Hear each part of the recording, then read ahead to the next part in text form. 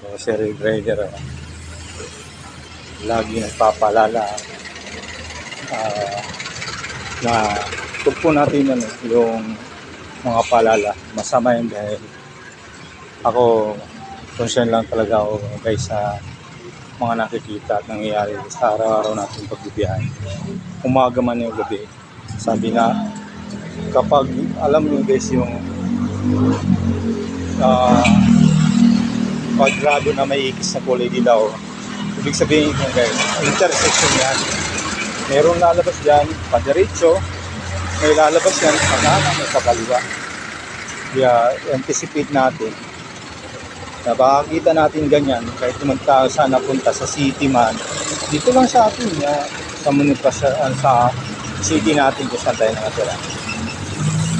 Maging awareness sa atin yan na pag nakakita tayo ng gano'n, huwag po tayo magbuwag sa diretso. Parang ganito lang yan dalawang kanto na dito diretso ay talaga yan, kailangan masunod yan kasi sinasabi niya intersection yan, kaya may UH dilaw yan, yun yung kailangan natin masunod, diba?